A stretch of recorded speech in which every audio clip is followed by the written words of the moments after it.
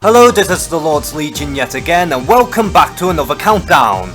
And as you all know, Marvel vs Capcom has announced the next installment, which is titled Marvel vs Capcom Infinite. And so far the confirmed fighters are Captain Marvel, Iron Man, Mega Man X, and Ryu. And I've gotta say, I'm really down with all these characters so far. I'm pleased that they picked them, and I'm really looking forward to see where this series goes in this installment.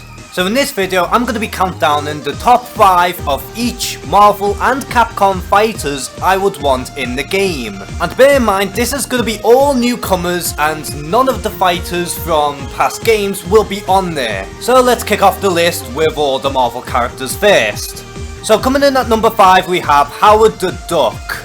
And why I think Howard the Duck should be in the game is because Capcom loves their obscure characters, and Howard the Duck feels like a breath of fresh air and would fit in so well within the Marvel vs Capcom universe. And considering how this character is getting a bit of a push in recent memory is a clear indicator that this character deserves his spot on this new character roster. And because of how obscure Howard the Duck is, you could bring pretty much anything to the table, like real guns or lasers or swords or anything bonkers. And sure, Howard the Duck isn't really a fighter, but look at what Capcom did with Phoenix Wright in Ultimate Marvel vs Capcom 3. Coming in at number 4 we have Carnage, and I really want this character in the game purely because I love the villain so much. I know he's a clone of Venom from previous games, and I know that Capcom likes bringing new characters in the forefront, so to me, Carnage is a must-have.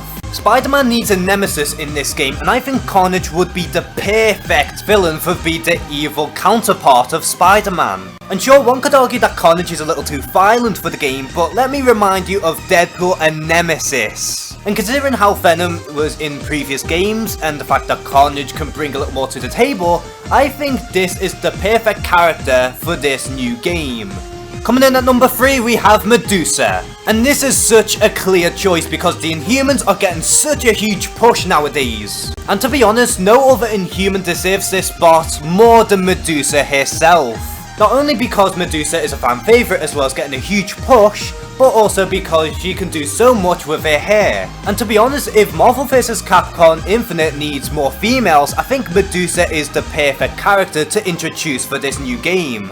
Medusa works so perfectly because she's fresh, a new face, inhuman, female, can bring so much more to the table, so to me, having Medusa in the game would be a win-win by all counts.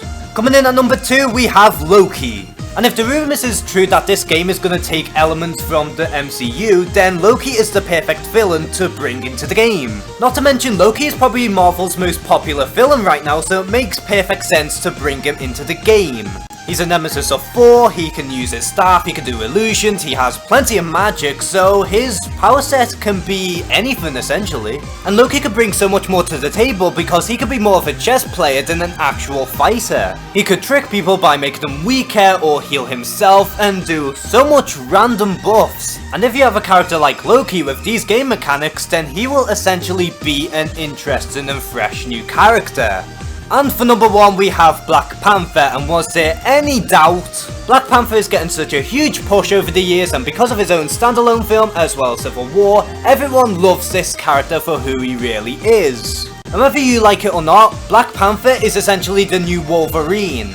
But unlike Wolverine, Black Panther could bring a little more to the table by introducing some vibranium daggers, as well as using more of his fists and kicks. Not to mention, he is just as agile as Spider-Man, so he has the best of both worlds. And at the end of the day, Black Panther is pretty much confirmed to be in the game, it's just a matter of when he will be announced.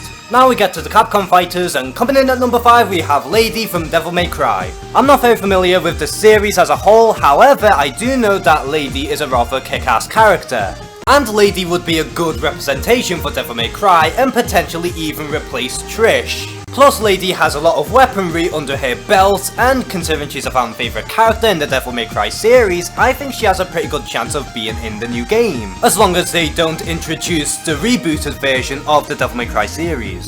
Coming in at number 4, we have Leon Kennedy from Resident Evil. And the reason why I want Leon in the game is because he is essentially a very interesting character and could even replace Chris in being the next representative for Resident Evil, considering how Leon was featured in the most popular Resident Evil game of all time, Resident Evil 4. Leon could very well be a clone for Chris for the new game, however I think Leon could add maybe a little more things to separate himself from Chris from the previous game. And considering how Leon is a fan favourite and everyone loves the character, I think everyone would go wild as soon as they see Leon getting announced for the new game. Coming in at number 3, we have Base from the original Mega Man series. And yes, it's true that Mega Man X is in the game already, but I think it would be awesome if we had an original representative. And even though Base is more of an anti-hero in comparison to Mega Man, I think he would be interesting regardless. Plus, Base would bring more of a retro vibe in his character, while Mega Man X could have more of a modern interpretation, if you will. And Base could even summon Tremble and have him as an assist, or even have him as his ultimate attack. Plus, it would be amazing if Base could merge with Tremble and have an ultimate form. Coming in at number 2, we have Blanka from Street Fighter, and let me ask you this. Why isn't he in any of the games yet? Blanka is one of the most recognizable and popular Street Fighter characters of all time, and yet he hasn't been in a single game. And I think Marvel vs. Capcom Infinite would be the perfect gateway of having Blanka in one of these games. Plus, his moveset is all right in front of them, and if they need to expand on that, his moveset pretty much writes itself. And considering how the last few games didn't have as much Street Fighter characters, I think Blanka would fit in perfectly. And for Capcom's number 1, we have Asura from Asura's Wrath. And ask yourself this, look at Asura. Do you think he deserves to be in Marvel vs. Capcom Infinite? Of course he does! Asura is an insanely powerful character and his moveset pretty much writes itself. Plus, he can grow extra limbs and pretty much break people's skulls. And considering how Capcom loves bringing newer characters into the forefront of Marvel vs. Capcom games, I think Asura just fits in so perfectly. Plus, who would love to see a round 2 of Asura against Akuma? And with all that being said, that concludes my countdown. Thank you guys for watching this video, please like and subscribe, and comment below which characters you would like to see in the new game. As always, take care and have a good one.